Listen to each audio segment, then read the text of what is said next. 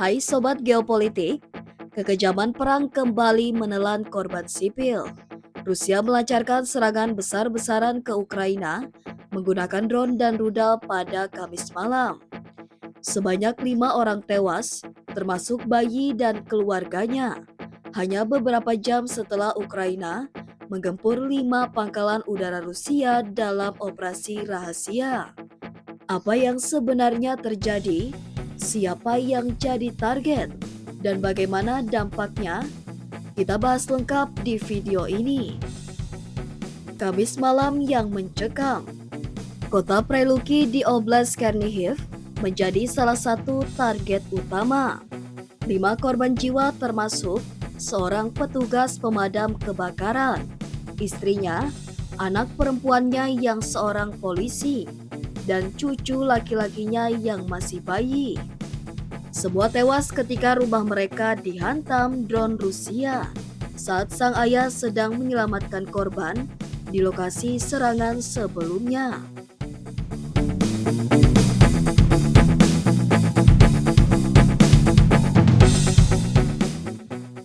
Serangan ini merupakan bagian dari serangan udara skala besar yang melibatkan 103 drone dan rudal balistik, menargetkan wilayah seperti Donetsk, Kharkiv, Odessa, Sumy, Dnipropetrovsk, dan Kherson.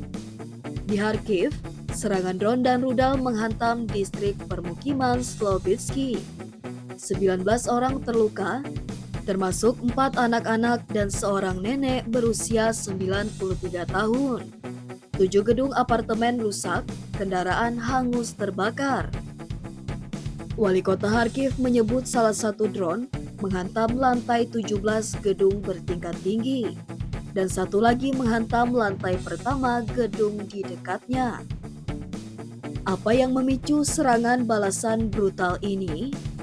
Sebelumnya, Ukraina meluncurkan operasi jaring laba-laba, sebuah serangan drone ke 5 pangkalan udara Rusia. Dalam operasi ini, Kiev mengklaim berhasil merusak dan menghancurkan 41 pesawat Rusia, termasuk pesawat pengebom nuklir. Serangan itu disebut sebagai salah satu penetrasi terdalam drone Ukraina ke wilayah Rusia. Kerugiannya diperkirakan miliaran dolar. Dalam perkembangan mengejutkan, Presiden Rusia Vladimir Putin menghubungi Presiden AS Donald Trump. Dalam percakapan itu, Putin menyampaikan bahwa dia harus merespons serangan Ukraina. Trump sendiri mengatakan percakapan itu positif, tetapi menegaskan tidak akan langsung mengarah ke perdamaian. Sementara itu, Ajudan Kremlin menyatakan AS tidak tahu menahu soal operasi Ukraina. Namun, banyak pihak menilai Rusia baru saja memanfaatkan momen ini untuk menyalahkan Barat.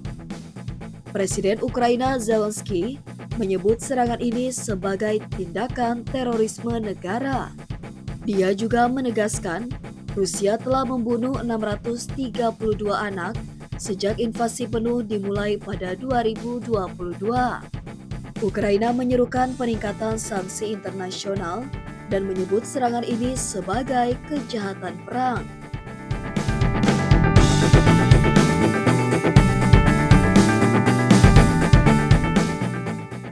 Dengan eskalasi yang makin intensif, pertanyaan besar kembali muncul. Apakah Rusia akan terus melancarkan serangan terhadap rumah-rumah sipil? Mungkinkah serangan nuklir jadi pertimbangan ekstrim berikutnya, seperti yang dikhawatirkan banyak pihak? Dan yang paling penting, apakah dunia akan tetap diam? Sobat Geopolitik, dalam perang tak ada yang benar-benar menang. Yang selalu kalah adalah warga sipil tak bersalah, seperti bayi yang belum sempat melihat dunia atau petugas pemadam yang mencoba menyelamatkan nyawa. Bagaimana menurutmu?